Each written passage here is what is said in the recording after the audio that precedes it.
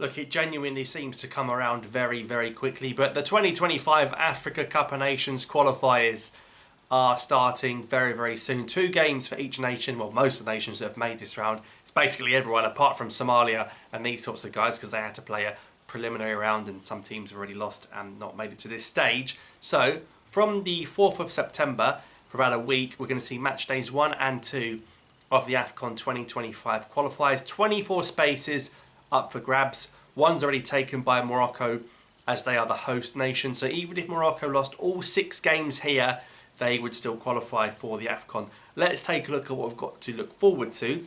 Kicking off with Comoros against Gambia, which I think can actually be quite a decent game. They're 2 evenly matched sides. Comoros look very good in the World Cup qualifying. Gambia going through a bit of a transition. You've got Kenya and Zimbabwe.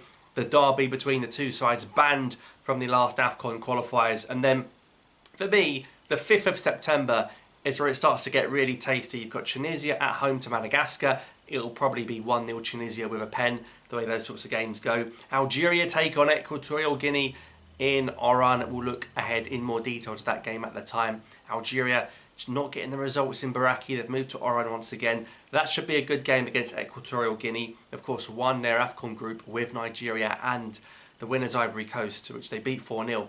So an impressive nation. Ghana, Angola, that looks to be a good game, but them 2 seem to play each other every single week. Then we move to the Friday, 6 September games. Morocco, Gabon, be a good game. Aubameyang in Saudi now, is he still going to be at the level? Pressure's off Morocco.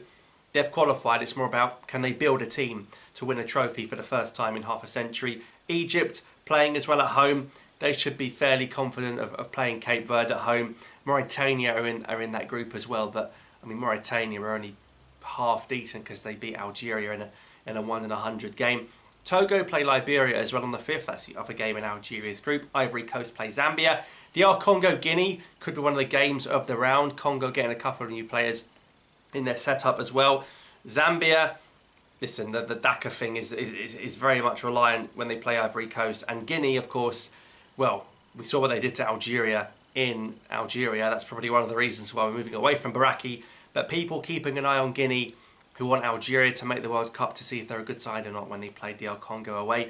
Mali, Mozambique, again, we're keeping an eye on Mozambique, who could be one of Algeria's closest competitors in that World Cup qualifying group. South Africa, Uganda, expect South Africa to win. And Senegal should beat Burkina Faso at home. That's a good game between 2 good sides. And then on the 7th, you've got Cameroon, Namibia. Remember, Cameroon and Namibia were going toe-to-toe to make the last Afcon. That was close. They both made it in the end. And Nigeria, Benin. What's going on in Nigeria? Are they going to fix things? Osimhen's club future needs to be fixed. Is it going to be Napoli? Is it going to be Chelsea?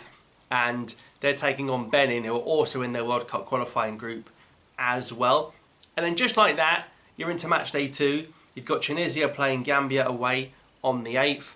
And then on 9th of September, you've got Lesotho against Morocco. I mean, Morocco should be getting 7 or 8 if we're being honest. Angola play Sudan. Niger play Ghana.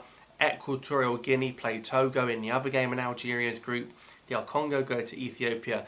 And Senegal go to Burundi. Then on the 10th of September, so many games to wrap up the first one. Botswana, Egypt. Egypt should be comfortable there. Nigeria have got to beat Rwanda away, or they're going to just start getting mocked left, right and centre. Algeria travel to Liberia away. I think in Monrovia. You know what it's like, any humid games. It's going to be the afternoon kickoff. That's not going to be an easy game, but we saw what we did in Uganda when we put our minds to it.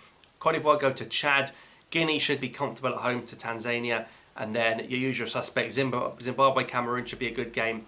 And it's wrapped up with Burkina Faso against Malawi that night. So, I'm not going to say these games take your breath away, but you want to get off to a good start. I think it's going to be literally September, October and November. So by the end of this calendar year, we're going to know the nation's going to the Afcon. And then next year, it's pretty much going to be focusing on the games to get to the World Cup.